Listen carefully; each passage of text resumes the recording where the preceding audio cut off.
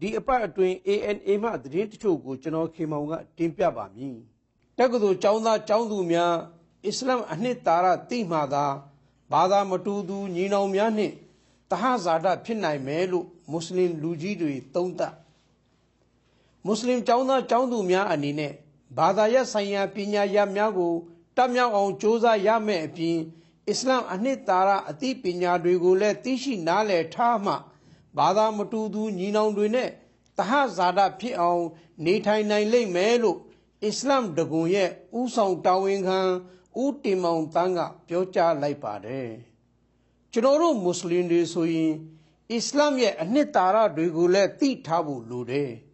အစ္စလာမ်ရဲ့အသိပညာကိုတစ်ဖက်တစ်လမ်းကနေပြီးတော့ကိုစီကိုငှလေးလာပြီးတော့အနှစ်သာရကိုသိအောင်လုပ်ရမယ်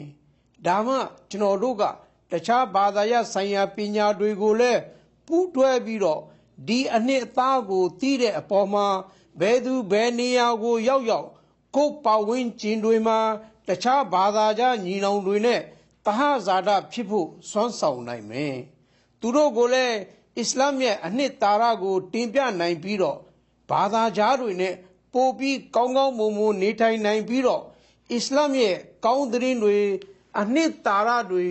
သူတို့တွေကိုသိအောင်လုပ်နိုင်ဖို့အားလုံးမှာကိုယ်စီတာဝန်ရှိပါတယ်လို့ဦးတင်မောင်တန်းကပြောပါတယ်အစ္စလာမ်တကွန်ပညာရေးအလှူဒါနကော်မတီမှထောက်ပံ့ပေးထားတဲ့2016ခုနှစ်တက္ကသိုလ်ကျောင်းသားကျောင်းသူများနဲ့တွေ့ဆုံပွဲတရက်ကိုအစ္စလာမ်သာသနာရေးရာကောင်စီမှဇန်နဝါရီလ16ရက်နေ့ကကျင်းပခဲ့ပါတယ်အစ္စလာမ်တကွန်အနေနဲ့တက္ကသိုလ်ကျောင်းသားကျောင်းသူများကိုမေဂျာအလိုက်လာစဉ်ကျေးများနဲ့ထောက်ပံ့နေပြီးယခုနှစ်အတွက်ကျောင်းသားကျောင်းသူ400ကျော်ကိုထောက်ပံ့ပေးနေကြောင်းအစ္စလာမ်တကွန်မှပညာသင်ထောက်ပံ့ခြင်းအကူအညီလိုချင်သူများအနေနဲ့အိုလမာသာသနာပညာရှင်များအဖွဲ့မအာဖယုံ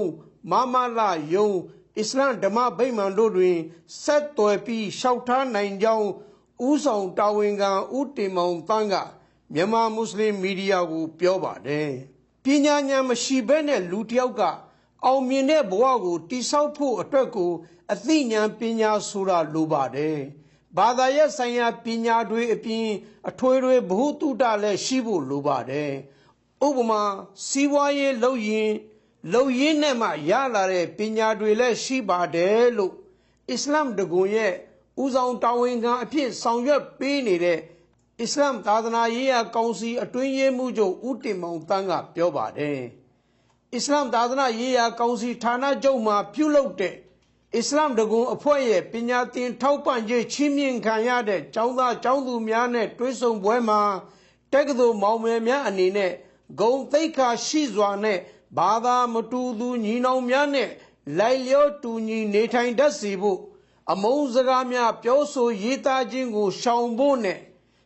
မိမိတို့နိုင်ငံကိုအကျိုးပြုနိုင်သည့်မွတ်စလင်များဖြစ်ဖို့ကြိုးစားကြဖို့စတဲ့ဆုံးမစကားတွေကိုရန်ကုန်အနောက်ပိုင်းတက္ကသိုလ်ပါမောက္ခမြန်မာစာဌာနမှူးဒေါက်တာစိုးနိုင်ကကျောင်းသားကျောင်းသူများကိုဆုံးမစကားလည်းပြောကြားခဲ့ပါတယ်အစိုးရဥဆောင်မဖွဲ့ရရင်အတိုက်အခံအဖြစ်နေမယ်လို့ ANP ပြော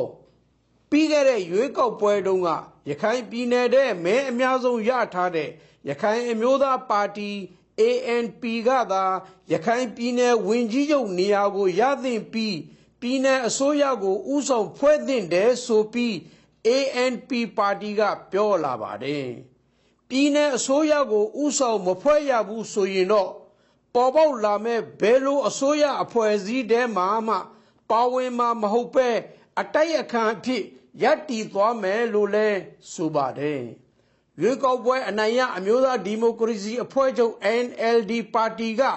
စစ်တွေမြို့မှာပြုလုပ်ခဲ့တဲ့အစည်းအဝေးတစ်ခုမှာ NLD ကနေရခိုင်ပြည်နယ်အစိုးရဥဆောင်ဖွဲ့မယ်ဆိုပြီးပြောကြားခဲ့ပြီးတဲ့နောက် ANP ပါတီဘက်ကအခုလိုတုံ့ပြန်လာတာဖြစ်ပါတယ် NLD ပါတီအနေနဲ့ဒီမိုကရေစီဖက်ဒရယ်ပြည်ထောင်စုစနစ်ကိုဦးတည်ဆောက်မယ်ဆိုရင်ပြည်နယ်ထဲမှာမဲအများဆုံးအနိုင်ရထားတဲ့ပါတီအပေါ်အလေးနဲ့ထားဖို့လိုအပ်တယ်လို့ ANP ပါတီဥက္ကဋ္ဌဒေါက်တာအေးမောင်က BBC ကိုပြောပါတယ်လက်ရှိဖွဲ့စည်းပုံအခြေခံဥပဒေအရတော့ဗဟိုအစိုးရအဖွဲ့ရဲ့အကြီးအကဲသမ္မတဖြစ်လာမဲ့သူကနေပြည်နယ်နဲ့တိုင်းဒေသကြီးရဲ့ဝန်ကြီးချုပ်တွေကိုခန့်ထားရမှာဖြစ်ပါတယ်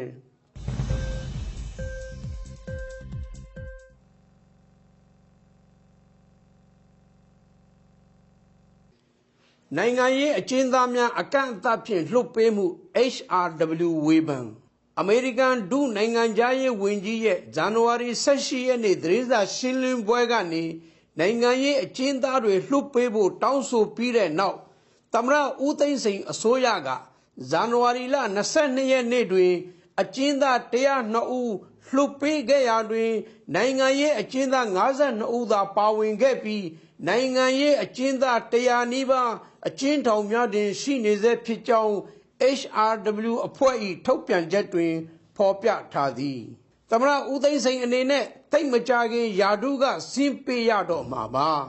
သူ့အနေနဲ့သူ့ရဲ့လုတ်ပိုင်ခွင့်အတွင်းကနေနိုင်ငံရေးအကျဉ်းသားတွေလွှတ်ပေးမယ်ဆိုတဲ့ပြောဆိုမှုအတိုင်းလွှတ်ပေးသင့်ပါတယ်ဒီလိုမှမဟုတ်ရင်တော့သူ့အနေနဲ့နာမည်ခံပြုပြင်ပြောင်းလဲသမားအဖြစ်နဲ့သူ့နာမည်ကမြန်မာနိုင်ငံရေးမှာကြံ့ရစ်မှာပါဟု